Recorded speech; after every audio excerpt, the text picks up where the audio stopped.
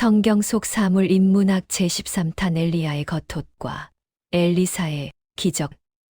요단강의 검은 물결과 아데레트의 무게 그리고 죽음과 생명의 역설. 이스라엘의 역사를 통틀어 가장 강력했던 불의 예언자 엘리야의 생애는 불로 시작해서 불로 끝났다고 해도 과언이 아닙니다. 갈멜산에서 하늘의 불을 끌어내려 바알의 선지자들을 심판했던 그가 이제 지상에서의 마지막 순간을 앞두고 있습니다. 그런데 성경은 이 위대한 선지자의 마지막 여정에서 그의 초자연적인 능력이 아닌 하나의 사물에 주목하고 있습니다. 바로 그가 입고 있던 겉옷입니다. 우리는 오늘 이 겉옷에 담긴 인문학적 의미를 깊이 파고들어 보려고 합니다. 히브리어로 아데레트라 불리는 이 옷은 단순히 추위를 막거나 몸을 가리는 의복이 아니었습니다. 그것은 낙타털로 투박하게 짜인 거칠고 무거운 광야의 옷이었으며 왕궁의 부드러운 비단옷과 대척점에 서 있는 상징이었습니다. 이 옷에는 피 냄새와 땀 냄새 그리고 이스라엘의 타락을 향해 포효하던 사자후의 진동이 배어 있었습니다. 도대체 이 투박한 겉옷이 무엇이기에 제자인 엘리사는 스승이 떠나는 그 마지막 순간까지 그 옷자락을 놓지 않으려 했을까요? 엘리야가 승천하기 직전 길갈에서 요단까지 이어지는 그 숨 막히는 동행과 요단강 물을 가른 겉옷의 상징성, 그리고 그 이후 이어지는 기적의 역사를 하나의 긴 호흡으로 추적해 봅니다. 마지막 날이 밝았을 때 엘리야는 직감적으로 자신의 시간이 끝났음을 알았습니다. 그는 길갈에서 출발합니다. 여기서 매우 흥미로운 장면이 연출되는데 엘리야가 제자 엘리사에게 자꾸만 너는 여기 머물라고 말하며 떼어놓으려 한다는 점입니다. 여호와께서 나를 베델로 보내시느니라고 말하며 혼자 가려 하지만 엘리사는 단호하게 거절합니다. 여호와께서 살아 계심과 당신의 영혼이 살아있음을 두고 맹세하노니 내가 당신을 떠나지 아니하겠나이다. 이것은 단순한 겸양이나 스승에 대한 의전이 아닙니다. 인문학적으로 볼 때 이것은 혹독한 테스트이자 후계자를 가려내는 선별 과정입니다. 위대한 스승은 자신의 유산을 아무에게나 넘겨주지 않습니다. 엘리야의 권능 즉 겉옷을 물려받을 자격은 단순히 곁에 오래 머물렀다고 해서 주어지는 것이 아닙니다. 스승의 부재를 견딜 수 있는 자, 그리고 스승의 거절을 넘어설 만큼의 강렬한 갈망을 가진 자만이 그 옷을 입을 수 있기 때문입니다. 엘리사는 스승의 의도를 간파했습니다. 이것은 떨어지라는 명령이 아니라 따라올 수 있겠느냐는 무언의 질문이었습니다. 그들이 출발한 길갈은 이스라엘이 요단강을 건너 약속의 땅에 처음 발을 디디며 할례를 행하고 애굽의 수치를 굴러가게 했다는 장소입니다. 즉 과거의 수치를 끊어내는 곳입니다. 하지만 엘리사는 과거의 청산에만 머무를 수 없었습니다. 그는 현재의 권능을 원했습니다. 그래서 그는 끈질기게 따라붙습니다. 엘리야가 베델로 가면 베델로 여리고로 가면 여리고로 따라갑니다.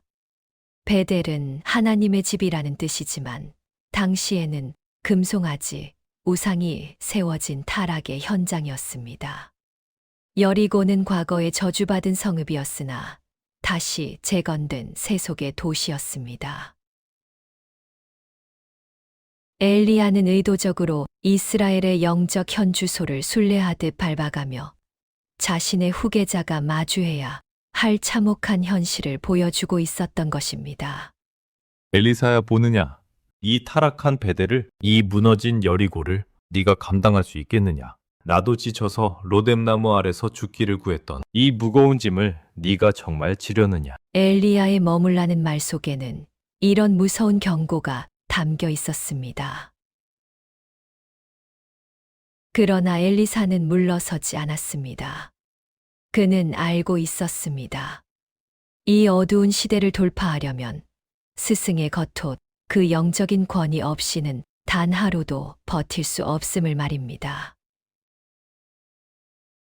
베델과 여리고에는 선지자의 제자들이라는 무리가 있었습니다. 그들은 오늘날로 말하면 신학생들이나 수련생들입니다. 그들은 엘리사에게 다가와 묻습니다. 여호와께서 오늘 당신의 선생을 당신의 머리 위로 데려가실 줄을 아시나이까? 그들의 어조는 묘합니다.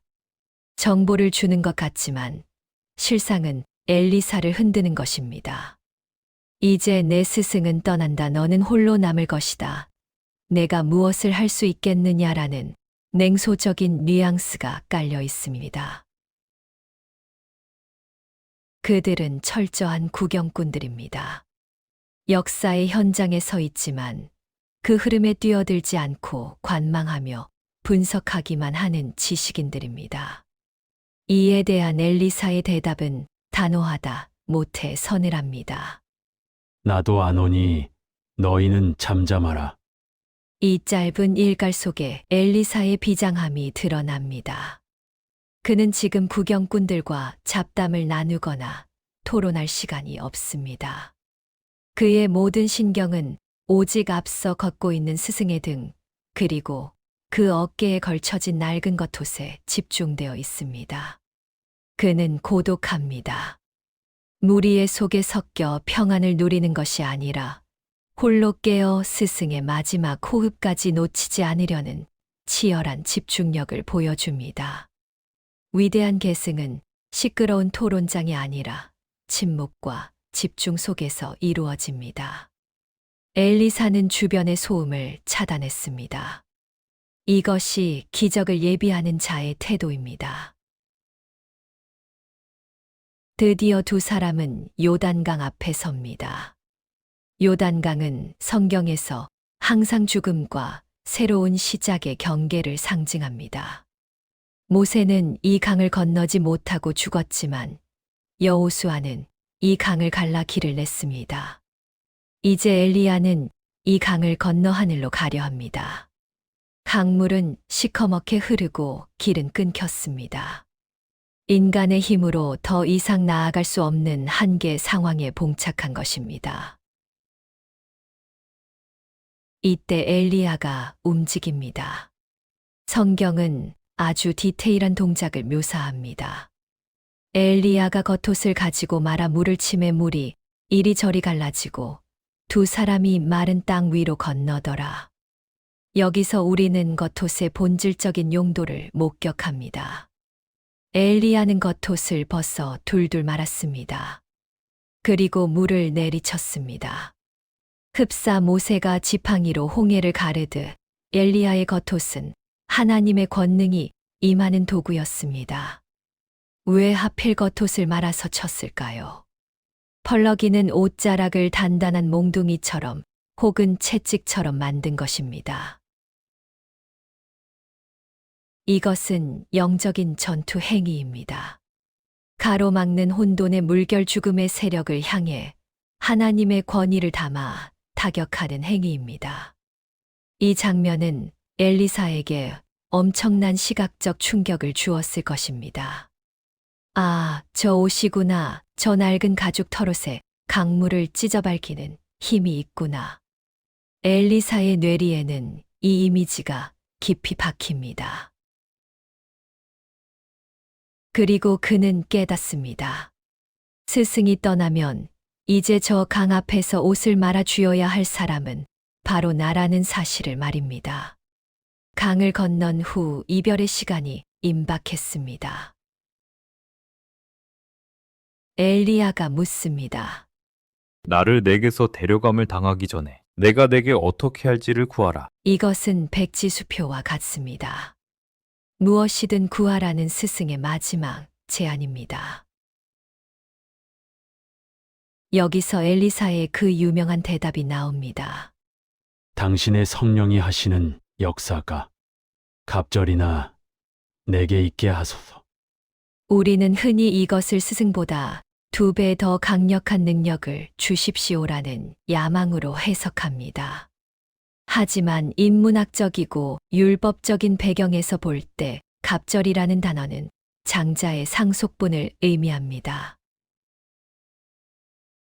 신명기 율법에 따르면 아버지는 장자에게 다른 아들들보다 2몫의 재산을 물려주어야 했습니다. 즉 엘리사는 지금 엘리야에게 당신보다 더 뛰어나게 해주세요라고 말하는 것이 아니라 제가 당신의 적법한 영적 장자이자 후계자임을 인정해 주십시오. 그리고 당신이 감당했던 그 막중한 사명을 감당할 수 있도록 장자에게 주어지는 책임만큼의 능력을 주십시오라고 호소하는 것입니다. 이것은 욕심이 아니라 거룩한 책임감입니다. 엘리야 시대보다 더 악해질 아합 이후의 시대를 견디기 위해서는 스승이 가졌던 영성만으로는 부족하다는 절박한 인식입니다. 엘리야도 그 무게를 알기에 대답합니다. 내가 어려운 일을 구하는도다.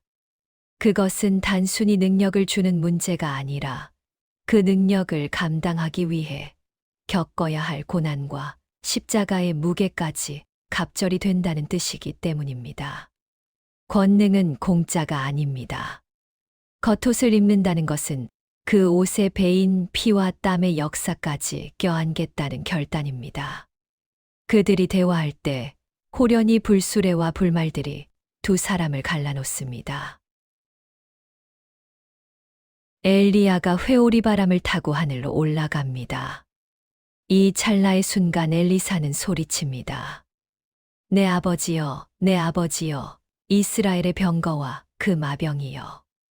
이 외침은 엘리야라는 존재가 이스라엘에게 어떤 의미였는지를 보여줍니다. 그는 한 명의 선지자였지만 그 존재감은 이스라엘의 모든 군대보다 강력한 국방력이자 영적 방패였습니다. 엘리야는 사라졌습니다. 하늘로 사라진 스승을 보며 엘리사는 자신의 옷을 잡아 둘로 찢습니다. 옷을 찢는다는 것은 극심한 슬픔의 표현이자 과거의 나와의 결별을 의미합니다. 이제 그는 더 이상 농사 짓던 청년 엘리사도 엘리야의 시종 엘리사도 아닙니다. 그는 자기의 옷을 찢어버림으로써 자기 자신을 비워냈습니다.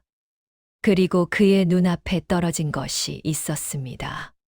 하늘에서 펄럭이며 떨어진 그 투박하고 무거운 엘리야의 겉옷입니다. 지상에는 이제 엘리사와 겉옷 한 벌만 남았습니다. 스승이 떠난 자리에는 무거운 침묵과 흐르는 강물 소리만 남았습니다. 요단강 건너편에서는 여전히 선지 생도들이 호기심과 의구심이 섞인 눈초리로 그를 주시하고 있었습니다. 이제 엘리사는 증명해야 했습니다. 자신이 단순히 엘리야의 시종으로 남을 것인지 아니면 이스라엘을 이끌어갈 진정한 영적 지도자인지를 말입니다. 그 시험대는 바로 눈앞에 흐르는 요단강이었습니다. 엘리사는 허리를 굽혀 그 겉옷을 집어듭니다. 그 순간 손끝에서부터 전해지는 묵직한 무게감. 이것은 단순한 섬유의 무게가 아닙니다. 우상숭배와 싸웠던 고독 갈멜산의 열기 로뎀나무 아래의 절망 그리고 호렙산의 세미한 음성이 압축된 역사의 무게입니다. 이제 엘리사는 선택해야 합니다. 이 겉옷을 기념품으로 간직할 것인가 아니면 스승이 했던 것처럼 이것을 말아쥐고 저 강물을 내리칠 것인가. 그는 겉옷을 말아쥐었습니다. 그리고 스승이 했던 그대로 물을 내리치며 외쳤습니다. 엘리야의 하나님 여호와는 어디 계시니까? 이 외침은 절규이자 강력한 신앙 고백이었습니다. 그는 엘리야를 찾는 것이 아니라 엘리야 뒤에 계셨던 그 근원적인 힘 바로 여호와 하나님을 호출한 것입니다.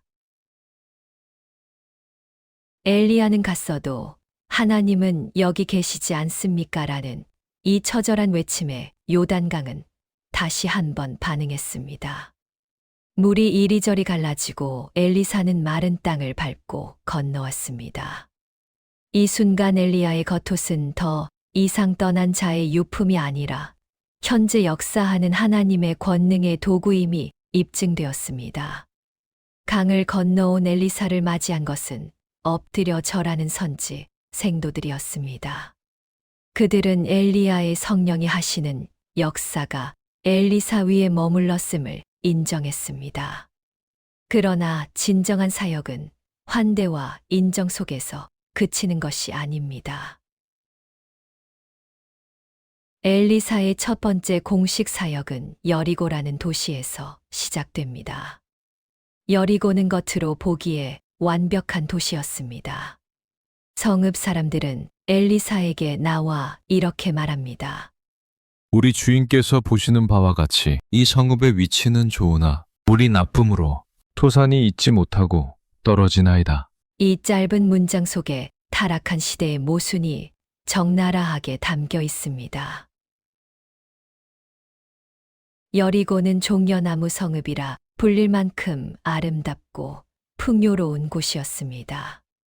위치는 좋다는 말은 겉모습이 화려하고 살기 좋은 환경이라는 뜻입니다. 그러나 그 속은 병들어 있었습니다. 물이 나빠서 열매가 맺히기도 전에 떨어져 버리는 죽음의 땅이었던 것입니다.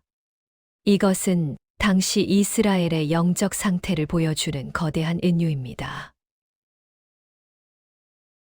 겉으로는 성전 제사가 드려지고 번영을 누리는 듯하지만 그 내면의 생명수는 썩어 있어 아무런 영적 열매를 맺지 못하고 죽어가는 낙태와 불임의 시대.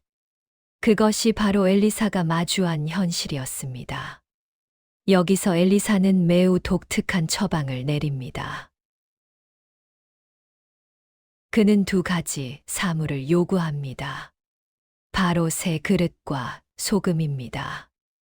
엘리야가 불과 바람의 사람이었다면 엘리사는 일상의 사물을 통해 생명을 살리는 치유의 사람이었습니다. 그는 명령합니다. 새 그릇에 소금을 담아 내게로 가져오라. 왜 하필 새 그릇이었을까요? 인문학적으로 낡은 그릇은 과거의 관습과 때가 묻은 것을 상징합니다. 썩은 물을 고치기 위해서는 기존의 방식이나 오염된 틀이 아닌 거룩하고 구별된 새로운 마음가짐이 필요하다는 뜻입니다. 그리고 소금은 성경에서 불변의 언약과 정화, 그리고 부패 방지를 상징합니다. 레위기 제사법에서 모든 예물에는 소금을 치게 되어 있었고 하나님과의 영원한 약속을 소금 언약이라 불렀습니다. 엘리사는 지금 단순히 수질 개선을 하려는 것이 아닙니다. 하나님과의 깨어진 언약을 회복하고 부패한 근원을 정화하려는 영적 수술을 집도하고 있는 것입니다.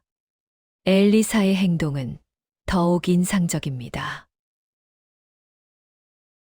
그는 오염된 물이 흐르는 하류로 가지 않았습니다. 물 근원으로 나아갔습니다. 문제의 현상만 덮으려 하지 않고 그 뿌리를 찾아간 것입니다. 많은 사람들이 인생에 문제가 생겼을 때 겉으로 드러난 증상만을 고치려 애씁니다. 열매가 떨어지면 비료를 주고 잎이 마르면 물을 뿌립니다. 하지만 엘리사는 알았습니다. 근원이 썩으면 모든 것이 헛수고라는 것을 말입니다. 그는 물이 솟아나는 샘의 근원에 서서 가져온 소금을 그곳에 던져 넣었습니다. 그리고 선포합니다. 여호와의 말씀이 내가 이 물을 고쳤으니 이로부터 다시는 죽음이나 열매 맺지 못함이 없을지니라 하셨느니라. 여기서 중요한 것은 소금 자체가 가진 화학적 효능이 아닙니다. 내가 이 물을 고쳤다는 여호와의 말씀입니다. 소금은 그 말씀을 담아내는 믿음의 매개체였을 뿐입니다. 말씀이 선포되자 죽음의 물은 즉시 생명의 물로 바뀌었습니다. 성경은 그 물이 엘리사가 한 말과 같이 고쳐져서 오늘에 이르렀다고 기록합니다. 이 사건은 엘리야의 겉옷을 계승한 엘리사가 보여준 첫 번째 기적이 파괴가 아닌 치유였다는 점에서 큰 의미를 갖습니다. 엘리야는 하늘에서 불을 내려 태워버리는 심판의 사역을 주로 감당했습니다. 그러나 엘리사는 썩은 것을 고쳐 다시 살게 하는 회복의 사역을 엽니다. 이것은 엘리사가 구했던 갑절의 영감이 단순히 파괴력의 증대가 아니라 돌봄과 살림의 능력이었음을 보여줍니다. 여리고의 물이 고쳐졌다는 소식은 순식간에 퍼져나갔습니다. 겉만 번지르르하고 속은 썩어 문드러졌던 여리고가 이제야 비로소 안팎이 모두 아름다운 진짜 축복의 땅이 된 것입니다. 하지만 엘리사의 여정이 마냥 따뜻한 치유로만 채워진 것은 아니었습니다. 여리고를 떠나 베델로 올라가는 길에서 그는 예상치 못한 끔찍한 모욕과 마주하게 됩니다. 여리고가 치유와 회복의 현장이었다면 베델은 엘리사가 감당해야 할 선지직의 무게가 얼마나 가혹하고 냉정한 것인지를 보여주는 심판의 현장이었습니다. 우리는 흔히 기적을 행하는 사람은 세상의 환영을 받을 것이라 생각합니다. 사람들에게 유익을 주고 병든 것을 고쳐주었으니 마땅히 존경받아야 한다고 믿습니다. 하지만 엘리야의 겉옷을 입는다는 것은 세상의 박수갈채를 받는 연예인이 되는 것이 아니라 세상이 감추고 싶어 하는 죄악을 들추어내는 표적이 된다는 것을 의미했습니다. 여리고에서 베델로 올라가는 길은 지리적으로도 가파른 오르막길이었지만 영적으로도 숨 막히는 긴장이 흐르는 대치 국면이었습니다. 베델은 어떤 곳입니까? 야곱이 돌베개를 베고 자다가 하늘 사다리를 보았던 거룩한 장소였지만 분열 왕국 시대 이후 북이스라엘의 초대 왕 여로보암이 금송아지, 제단을 만든 우상 숭배의 본거지가 되었습니다. 참된 선지자가 환영받을 수 없는 영적 적진 한가운데로 엘리사는 지금 홀로 걸어가고 있는 것입니다. 엘리사가 베델의 가파른 길을 오르고 있을 때 성읍에서 작은 아이들이 나와 그를 조롱하기 시작합니다. 성경은 그들이 엘리사를 향해 이렇게 소리쳤다고 기록합니다. 대머리여 올라가라, 대머리여 올라가라. 우리는 이 장면을 읽으며 단순히 철없는 아이들이 지나가는 낯선 아저씨의 외모를 놀린 짓궂은 장난 정도로 이해하곤 합니다.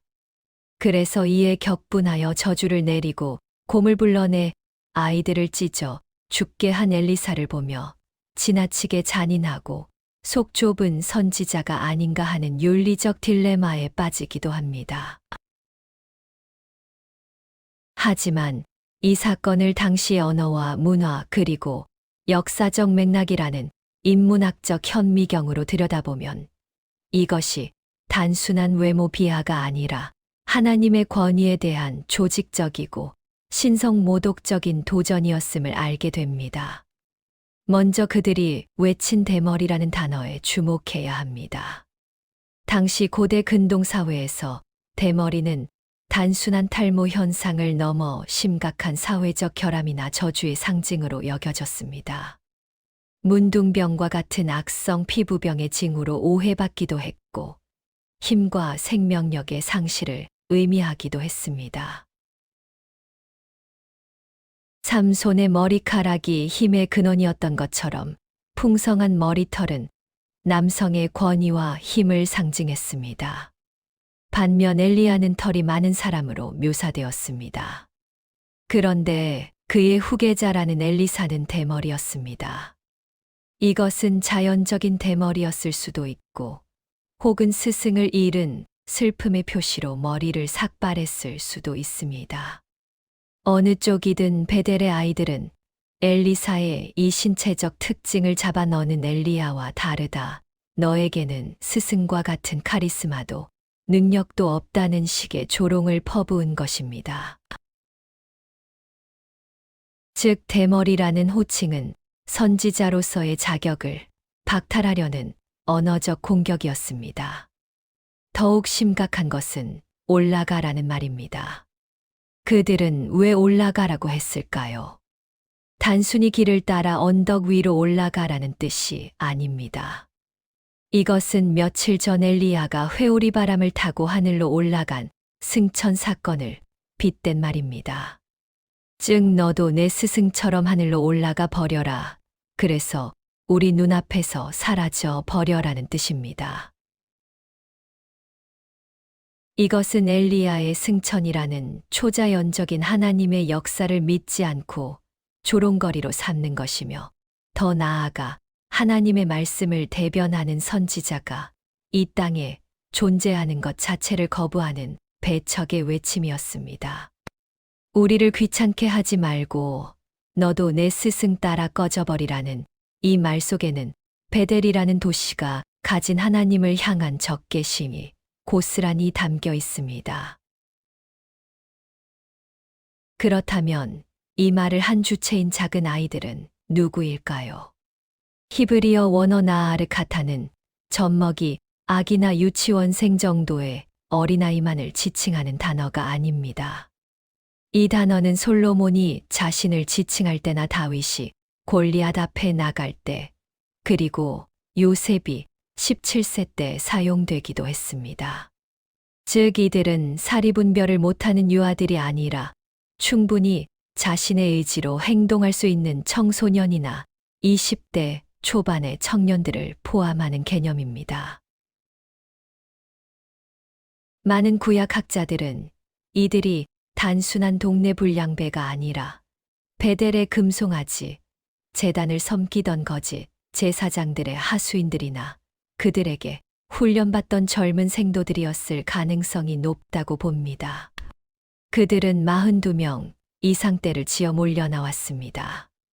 이것은 우발적인 장난이 아니라 계획적인 매복이자 집단 린치에 가까운 위협이었습니다. 새로운 선지자가 등장하자 기득권 세력이 어린 집단을 사주하여 엘리사의 길을 꺾고 쫓아내려 했던 조직적인 반역이었던 것입니다. 이 위협 앞에서 엘리사는 뒤로 물러서지 않았습니다. 그는 돌이켜 그들을 바라보았습니다. 그리고 여호와의 이름으로 저주했습니다. 여기서 중요한 점은 엘리사가 자신의 감정을 주체하지 못해 화를 낸 것이 아니라 여호와의 이름으로 판결을 내렸다는 사실입니다. 선지자는 자신의 명예를 위해 싸우는 자가 아닙니다. 하지만 하나님의 권위가 짓밟힐 때는 타협하지 않습니다. 그가 저주하자 숲에서 암곰 2마리가 나와 아이들 중 42명을 찢었습니다. 왜 하필 곰이었을까요? 성경에서 곰은 사자와 함께 하나님의 심판을 대행하는 도구로 종종 등장합니다. 숲은 문명화된 도시인 베델과 대조되는 야생의 공간입니다. 하나님을 떠나 우상을 숭배하며 거짓된 평화를 누리는 타락한 도시는 결국 야생의 짐승에 의해 심판받을 수밖에 없음을 보여줍니다. 또한 40이라는 숫자는 훗날 요한계시록이나 다니엘서에서 박해와 고난의 기간을 상징하는 숫자와 연결되기도 하며, 이스라엘의 역사 속에서 아합 가문이 예후에게 몰살당할 때 죽임당한 유다 왕 아하시아의 형제들의 숫자와도 일치합니다. 이것은 우연한 사고가 아니라 철저하게 계산된 하나님의 징벌이었습니다. 이 참혹한 사건은 오늘날 우리에게 불편한 진실을 마주하게 합니다. 사랑의 하나님이 어떻게 이렇게 잔인할 수 있는가라는 질문입니다. 그러나 사물 인문학의 관점에서 엘리야의 겉옷은 양날의 검과 같습니다. 여리고에서는 생명을 살리는 소금 그릇이 되었지만 베델에서는 하나님을 조롱하는 자들을 심판하는 곰의 발톱이 되었습니다.